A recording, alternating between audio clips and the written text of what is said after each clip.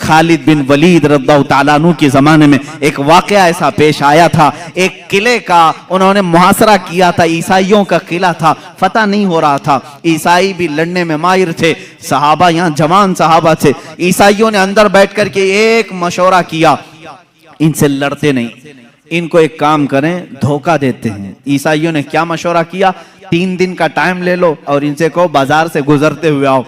عیسائیوں نے اپنے پادری سے پوچھا کیا کریں گے؟ پادری نے کہا شہر کی جتنی خوبصورت لڑکیاں ہیں اور مال و دولت سب لے آؤ، راستے میں بچھا دو، ننگی لڑکیوں کو کھڑا کرو، اس لیے کہ خالد بن ولید کے ساتھ جتنے آئے سب جوان ہیں، سب نوجوان ہیں۔ توجہ چاہتا ہوں جوانوں، جن کی نظریں اتنی ہلکی ہیں کہ ہر حسینہ کی طرف نکل جائیں، اٹھ جائیں، یہ مومن کی شان نہیں، ہر چمکتی ہوئی چیز کو دیکھ لے، ہر رنگت والی کو دیکھ لے، یہ مومن کی شان نہیں۔ اب خالد بن ولید کی جو فوج تھی، ان کا جو لشکر تھا وہ جوانوں سے بھرا تھا۔ عیسائیوں نے غلیظ منصوبہ بنایا، ناپاک منصوبہ، آج بھی یہی بنا رہے ہیں ہمارے ساتھ، آج بھی بنا رہے ہیں ہمارے جوانوں کو اپنے دام فریب میں کھینچنے کے لیے۔ خالد بن ولید کو عیسائی نے بلایا، کہا ہم تم سے لڑنا نہیں چاہتے، ہماری ایک شرط ہے، 3 دن کے بعد اپنے ساتھیوں کو لے کر کے فلاں بازار سے تم اس قلعے تک آ جاؤ، صحیح سلامت پہنچ گئے تو ہم قلعے کی چابیاں یوں ہی تمہیں دے دیں گے، لڑیں گے نہیں۔ خالد بن ولید منظور کر لیتے ہیں، گئے 3 دن تک آپ سوچتے رہے اتنی جلدی ہار کیوں مان لیا ہے؟ ہار کیسے مان گئے؟ کچھ تو دال میں کھالا ہے۔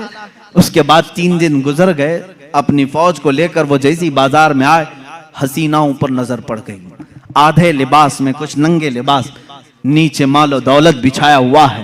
یہی 2 چیزیں تو جوان کو خریدتی ہیں، ایک شباب ہے، ایک دولت ہے، حسن و شباب، اس کا دل دادا ہے یا دولت کا دل دادا ہے؟ جوان انہی 2 چیزوں کے پیچھے اپنا سارا تقوی ختم کرتا ہے، ایمان بیچ ڈالتا ہے۔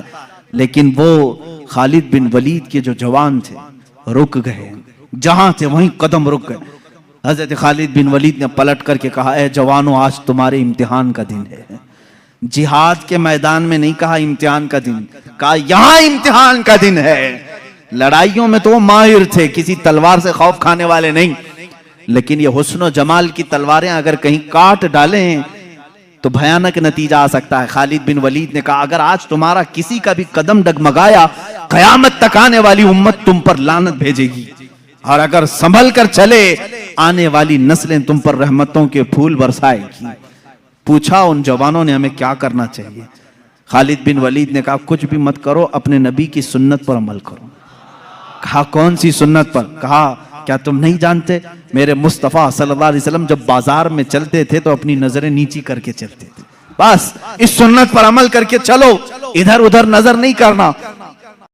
بازار میں گزرنے کی یہ سنت ہے جوانوں، ہر ایک کو تاکنا تاڑنا یہ مومن کی شان نہیں۔ اسی لیے میرے آقا نے فرمایا بازار میں سب سے پہلے منافق داخل ہوتا ہے اور سب سے آخر میں منافق آتا ہے، پورا وقت وہ بازار میں دیتا ہے۔ مومن تھوڑی دیر کے لیے جاتا ہے، اپنا کام کر کے واپس آ جاتا ہے۔ اور حضور نے منافق اور مومن کی دونوں شان بیان کی۔ منافق بازار میں سب سے پہلے جاتا ہے اور سب سے لاسٹ میں نکلتا ہے، اور اس کے اپوزٹ میں فرمایا مومن کہاں جاتا ہے؟ کہا مسجد میں مومن سب سے پہلے جاتا ہے اور سب سے لاسٹ میں نکلتا ہے۔ منافق یہاں لیٹ سے آتا ہے، جلدی بھاگتا ہے۔ بہرحال صحابہ کو حضرت خالد بن ولید نے کہا اب صحابہ کے گزرنے کا انداز جو لکھا ہے تاریخ میں، اللہ اکبر، ایسا گزر رہے تھے کہ اگر ان کے سروں پر اگر انڈا بھی رکھ دیا جاتا تو نہیں گرتا، ایسے بالکل فوجیانہ چال وہ چلتے ہوئے ادھر آئے۔ وہ تو عیسائی فاتحانہ شان اور جشن منانے کی تیاریاں کر رہے تھے کہ سارے بہک گئے ہوں گے، سب غرق ہو چکے ہوں گے، ابھی ہم ان پر حملہ آور ہوں گے۔ لیکن تھوڑی دیر میں یہ پوری فوج کو صحیح سلامت دیکھا، وعدے کے مطابق اس عیسائی پادری نے چابیاں تو دے دی۔ خالد بن ولید سے پوچھا اے خالد یہ کون سی فوج جمع کیا تم نے؟ یہ کون سے جوان ہیں؟ ان کے اندر نفس ہے یا نہیں، خواہش ہے یا نہیں؟ حضرت خالد بن ولید نے مسکرا کر ایک تاریخی جواب دیا تھا، کہا اے نادان تو نے ان آنکھوں کو خریدنے کی کوشش کی جن آنکھوں میں جمال مصطفیٰ بسا ہوا ہے۔ پہلے سے حسن مصطفیٰ جن کی آنکھوں میں ہو، دنیا کا حسن انہیں دھوکہ نہیں دیتا۔